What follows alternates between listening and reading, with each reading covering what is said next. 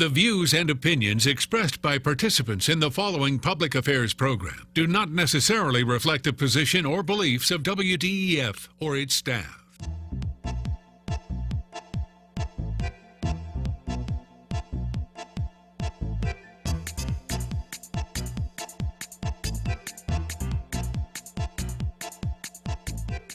This is Point of View, celebrating a world record-breaking 62 years of quality public affairs programs from the studios of WDEF News 12, Chattanooga. Hello, I'm Maurice Lewis, executive producer and host of Point of View. Today, history will be made and some news as Chattanooga Mayor Andy Burke joins us as the first guest host on our series called From the Corner Office. From the Corner Office will be a series of programs where we will talk to the chief executive officers and the decision makers from music, history, etc., and etc. Today, Mayor Burke and his guests will talk about the all-important issues of early childhood development and the importance of Baby University. Mayor? I'm Andy Burke. I'm the mayor of Chattanooga, and here's our view from the corner office. So, Donna McConico, tell us first who you are and what you do. I'm Donna McConico. I'm the CEO of Signal Centers, and one of our main programs is Baby U that you helped us start. So tell us, why is early childhood important? What does it mean to you? Well, when you think about an infant being born, first of all, it changes everybody's life who's connected with that child. But even more importantly than that is the fact that all of their brain development happens before they ever enter school. 90% of brain development happens before kindergarten. And so the higher cognitive functionings happen afterwards. But before that, whether they feel safe in their environment, their social and emotional relationships, all of the basics for how they're going to relate to each other, relate to their world, and also how well they'll be able to learn. Their literacy, all of that happens in those first few years. Well, I remember when my wife and I had our kids, you know, both of us had good role models as parents. We had every advantage, and it was a struggle for us when we got started. Tell me, what are the kind of issues that parents face today when they're having that first child, or second or third for that matter? And I have one, and I have to tell you, parenting is hard. It is a very stressful activity, and it's the most wonderful activity too, and all parents experience stress. I mean, life went from very simple to very complex very quickly when you have that first child. But for those who are dealing with poverty and other complications, the stress is so much greater. Whether they're having to choose to pay an electric bill or a water bill, or perhaps a job loss, whatever is going on that's causing economic stress creates stress for the whole family. And we know when we're stressed, our kids are stressed. And so this approach with Baby University is intentionally about two generations. It's about helping parents be the best they can be, because when a baby's born, everybody wants their kid to do better than they do. Everybody wants their kid to be safe and happy and learning and be learning all the things they can do to succeed in life. But you know, we all make mistakes too. Right. So, you know, when we make a mistake in parenting, I mean, I know you're a great parent because I know your kids. They're wonderful. But have you ever had a bad parenting day? Sure, of course. So the next day do you get up and say, well, I'm done with that. I'm obviously not good at it. No, you don't. You get up and you try again. Yep. And that's what we have to do. We have to help parents get up and try again. So I remember one of the things that motivated me to start Baby University was talking to parents about the struggles that they face. Yeah. And one woman told me that she was pregnant. She was about to have another child. Her first child didn't behave like she expected. Right. Her own father had abused her when she was a kid, and she didn't know how to discipline her child without doing to him what her father had done to her. So tell me what Baby U does to help parents be that child's first great teacher. Well, you know, I would say our parents help us, okay? Because our parents really teach us what they need. And Baby U is, we go into the home, we talk with the parents every week, we interact with the children in front of the parents. But more than that, we become a mentor and a support. And also we find out what they want to do and then help them accomplish their goals. And they have remarkable goals. We have a small incentive program where if you make every prenatal visit and every visit with your case manager, that means letting somebody come in your house every week, that you get $20 worth of items. And usually it's diapers that are donated to our program, so we want all the kids to have all the diapers they need. One of the moms came to us and said, can I forgo all that and keep all my appointments, and will you send my kid to summer camp? And that was her motivation, and of course we said, absolutely, we would love to do that. So she made sacrifices, she kept every appointment, and her son went to summer camp last summer. And that's the kind of thing that we try to do, is we try to match what we're doing with the needs of the individual family. So this starts before a child is born, right, when the mother is pregnant? That is correct. And then it goes through those first couple of years. And what kind of results do you see from people? Can you give us some examples of what that looks like? Well, how about if I tell you a couple of numbers and then I share a story Sure. with you? During our first year, we had right at 30, 35 babies born. Every mother had prenatal care. Every child was born at full birth weight. And that is phenomenal in low-income families. It's phenomenal for Chattanooga. And now, right now, we have over 100 families involved. And, you know, having a safe place for those children to sleep will help them make it to their first birthday. Having a car seat and knowing that it fits well. And we have lots of community partners that help us do those things. I think about one young woman who we found who was sleeping on a park bench, 7 months pregnant. And she had managed to get a Section 8 voucher. So when we helped her to do that and then get into her house, we found her sleeping on the floor. There was no bed, there was no running water. She didn't have the funds to turn the electricity on. So it was August in our first year, and it was hot. She had no running water, and she was 7 months pregnant. So she was going to the corner store to go to the restroom. Right. All of the things that make it difficult to have a good pregnancy. But she was determined to succeed. So our case manager got involved, and within 3 days we had power on, water running. A neighbor, actually, we took her around to introduce her to her neighbors because we're also trying to build a community. Nobody exists in an island. And she was able to get one of those blow-up air mattresses, and then we got her connected with the furniture bank. And resources just come out. Chattanooga is such a generous community. Right. Immediately, she had the support she needs, and now she's been working for 8 months. So we have just about a minute left. So tell me, what are the long-term implications of helping these families? How does this benefit our community, not just today, but down the line? I believe, and many experts agree, that if you could start in the beginning, you can change the next generation. It only takes one.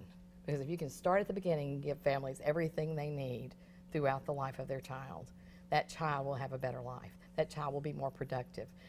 Research shows they'll be more likely to be employed, they'll be less likely to be incarcerated. All of the things, all of their health benefits will be maximized because of the early years. We know that if a child starts out behind, that they tend to stay behind, and the best thing we can do is help people help themselves, right? Exactly. So tell us how viewers out there can get involved. Well, there's a lot of ways they can get involved. We need people who will volunteer to be mentors. We need contributions. Right now we're collecting toys for the children for Christmas because that's one of the incentives. And where can they go? Is there a website? They can go to Baby University, was it babychat.org? Anyway, if you go to signalcenters.org, you can get to the link to Baby Okay. University. Well, thank you, Donna, for the great work that Thank you you, do. Mayor Burke. That's been our view from the corner office. Here's to the things that can keep us safe.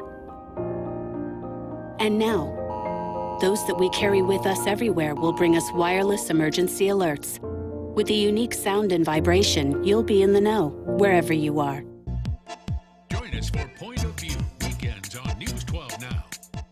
When I was a child, my mother told me a story about how she was in the grocery store and severely punished by picking up a jar of Concoline hair straightening cream.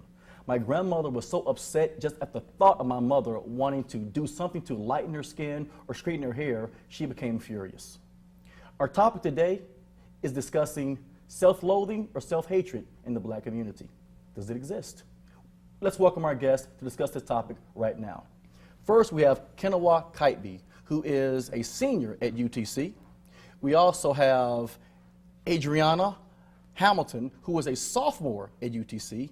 And we have Jaya, help me with the last name, it is Turner. Yes. And you are a senior at UTC. Yes. Thank you, Jaya. Thank you, Adriana. Thank you, Kenewa. Let's just dive right in. Self-loathing or self-hatred in the black community, does it exist? Absolutely. Yes. Absolutely. Okay, unanimous, yes. Okay, unanimous. Okay, you all are college students, so you're around a multitude of different types of students. What are your reactions when you see things like self-hatred in the black community? What are some examples of what you may have seen? Well, I'd say like example of that was just, for example, Gucci Mane. Okay. I just heard of a recent song he had. He said, Now, those "Take-" who aren't as cool Yeah. as me, Gucci Mane is what? Gucci Mane is a rapper. He's Okay.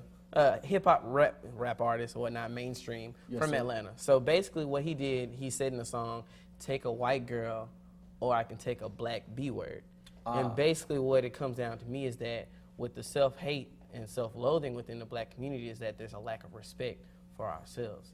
Understandable. Okay, Adriana, what are your thoughts? With self-hate in the black community, I think jumping from what he said, that it definitely comes from just, help me out. Now, how does it make you feel when you hear lyrics like that, or you may hear differences between people who may be darker complexion and they do something to lighten their skin? What does that do to you? It separates us, and I think that mainly it falls on darker skinned women, Okay. and so they have a more hate towards lighter complexion women or like mixed women or white women. Got you. Okay, Jaya, what are your thoughts? Piggybacking off what she said, it does affect darker complexion women because it's like you'll begin to hate yourself and the people who look different from you, and you begin to want to look like them in order to get approved by other people, so you don't have to deal with the criticism all the time. In a moment, we're about to show some images to our Chattanooga viewers. And after these images are shown, we want to discuss how this makes you feel or what the thoughts may be behind images of any perceptions of black hatred or self-hatred or self-loathing in our black community. Let's take a look at the screen. Here we have a woman that's saying she wants a certain type of child because she wants a child with a certain type of hair. Then this is Nicki Minaj, is that right? Yes. Okay. Then we have a Caucasian doll with blue eyes and blonde hair sent to an African village. Then we have two sides of two different complexities. Then we have a real life version of two African American women. When you see these images, and let's start with the ladies. Is it okay, Kenawa? Oh, no problem. Jaya, when you see these type of images, what have been your experiences with either your friends or family members with dealing with self-hatred or self-loathing in the black community? Well, for me, I've been around many times where like my friends may have their afros going on, and then a white woman will come up and be like, "Hey, can I touch your hair? Can I feel your hair? Is that yours?" Gotcha. Or even if they have like a sew-in in weave or something, they'll be like, Do they ask Taylor Swift if they can touch your hair? I doubt it. Okay, I okay, doubt it. okay, I doubt okay, it. okay. Adriana, when you see those images of the doll, or of the one side with the bleaching and the hair straight and the other side with the hair that is considered natural without product, what comes to mind as an African American woman? Well, referring to the double-sided picture where you have the natural woman and the woman who has all these things going on, you basically tell us that we need to change everything about ourselves, and then when we change it, there's a problem. So there's really no winning with that. Understandable. Now, Kenawa, all these images were of African American females. Right. What are any of your thoughts about how self-loathing and self-hatred in the black community affects males? Well, it affects males just because I do feel like more so that males actually, when they direct their self-hate towards women, that also hinders us because our women, we should treat them as queens. So for us to treat such women that are so powerful, so essential to our living, that almost in a sense that already hinders us. So it sets us back. So I mean, as far as self-hate between men, we direct it to other people, and in turn, we're hurting ourselves. If the term is self-loathing and self-hatred of the black community, and we may look at movies or songs or videos or plays or books that may position African Americans in a certain light, where does that self-loathing come from? Well, for me, I was actually reading the Willie Lynch letter, and I feel like it stems from like slavery. It's something that's just been passed on and passed But we on. had a history before slavery, so where does True. that self-loathing come from? I would They say don't teach us about our history before slavery, so like, Okay, who's the they? School systems, yeah. academic systems? Well, if we can have access to the internet, how come we aren't doing more? Or are we doing enough to learn more about our own history to diminish that self-hatred? How come we aren't doing more, or are we doing more? I feel like it's also a lack of understanding too, because even in regards, because my family, we're from Sierra Leone, West Africa, so for my family to come over here, there are several things my parents have already told me about American culture, and just looking at it, coming from where I am at home and then coming to school, just looking at what they teach students in school. Like, I've seen in our history books chapters skipped over of rich Gotcha. African history that, and then of course African American people here don't even go back and double check to see Right. those history books, or even try to ask, because there have been several times I've talked to, some friends or whatnot who are African American born here, but then they'll look at me like, no, that's not me. I don't think that's, Right. How can you deny being royalty, Okay. So, When, Jaya, you'd mentioned slavery or being educated, what happens when you are forced to address terms such as house Negro or field Negro, where historically, around the 17th and 18th century, the field Negro tended to be darker complexioned and had a thicker texture of hair, yet the house Negro may have dressed in better clothing provided by the slave master, had lighter skin, more Caucasoid features. If you look at that term and its evolution, when you look at people who may join fraternities and a certain type of female who have a certain look of a sorority, when you have that term house Negro, field Negro today, what are your thoughts in closing about what that might mean, how that impacts us today? I think that's where colorism stems from. Colorism. Yeah. Gotcha. Okay. Jaya, what are some of your final thoughts? Honestly, I want to talk about fixing the problem. I feel like we have to start with our younger generation and instill in them that they are beautiful, and that no matter what you look like, you're fine. Like, Gotcha. Love yourself as you are. yes. Good deal. Yeah. We thank you all for your time. We're honored to have you as guests. Please tune in for our next segment where we will feature Booker T. Scruggs, and he will talk about the aftermath of this year's 2016 presidential election. Thank you, Kenawa. Thank you, Adriana. And thank you, Jaya. They said a bottle was just a bottle.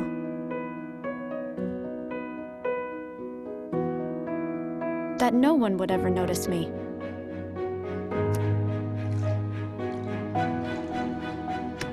But I knew I could be more. That one day, I would make people smile.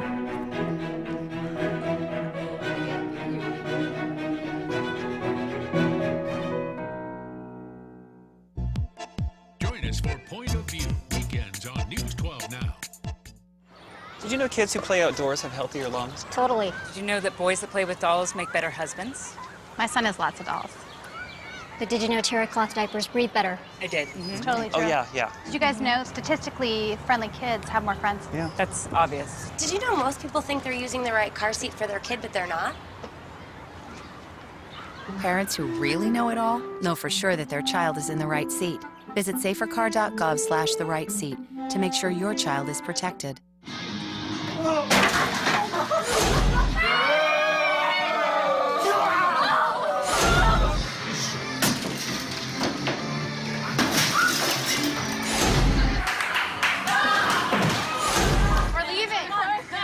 Most party fouls are pretty dumb. But if you decide to drink and drive underage, you could lose your license and your freedom. Underage drinking and driving. The ultimate party foul. Join us for Point of View, weekends on News 12 Now. Be more weather aware. Anytime, anywhere. With News 12 and WEDEF.com. On air, online, and on the go. The presidential election is probably one of the most talked about elections that we have ever had. It will be talked about for a long time.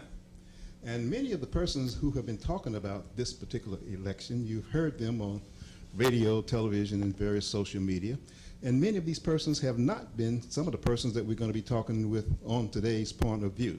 These are college students. These are the persons between the ages of 18 and 24, which many statistics indicate that they are not participating in the political process as other age groups. We want to find out on today's point of view. We have with us to serve as our guests a couple of individuals from the campus of the University of Tennessee at Chattanooga. In fact, our first person is a recent graduate. He's DeMarcus Boyce. He is labeled or considers himself an independent when it comes to the politics. And we also have Elliot Gary, who is a UTC College Democrat Vice President and also a socialist, all right?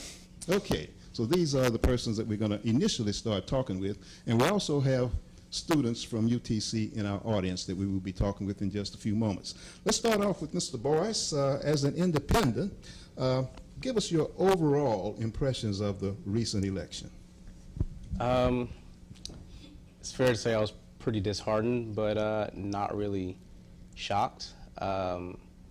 That's kind of the typical pattern. You know, you see Democratic president go back and forth through history, 8 years followed by Republicans. So though that wasn't my guy, it was pretty true to what history says about politics and elections. So shocking in terms of what? Just the rhetoric and how visceral some of the dialogue's been surrounding the candidates and how negative it's been. It's been pretty bad. Okay. Mr. Gary, basically the same question. Your impressions of the overall situations. The Democrats did not come on top this time, but give us your impressions. Similarly disappointed, but not very surprised. I mean, we've seen that this country has a long history of sexism, of racism, of xenophobia. The fact that that won an election for someone is not surprising. I mean, even though these are issues that we don't really talk about anymore, they've always existed in American society, and they will continue to exist for a long time unless we actively fight them. I think there are a lot of Democrats who are surprised, and I don't really understand that. I think that there was this kind of feeling of inevitability that Hillary Clinton would be our next president, and therefore a lot of complacency and a lot of people unwilling to act and vote because of that. So again, it's very, very disappointing, but not that surprising. Okay. Let me also mention that a person from the campus Republican Party was also invited to be on today's program, but they are not here. So we will go with the persons we have. You also designate yourself as a socialist, democratic socialist. What is that all about? Well, essentially, democratic socialism is a system of governance which serves not only the people's needs democratically and socially, but economically as well. I think we need to build an economic system that works for working people, one in which working people have a say in their workplace, where they have unions, a living wage, access to health care, basic benefits, that kind of thing.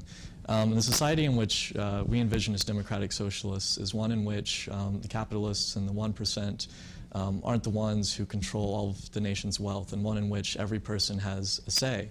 And I feel like there's a lot of liberal rhetoric is focused on getting people to have a voice in government, but they ignore having a voice in your workplace and having a voice in what you do, 40 hours out of the week.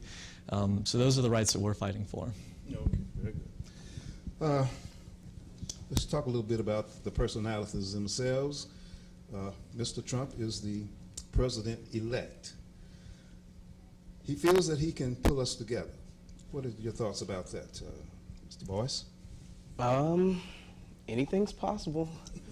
But he also has to be realistic about how he got here.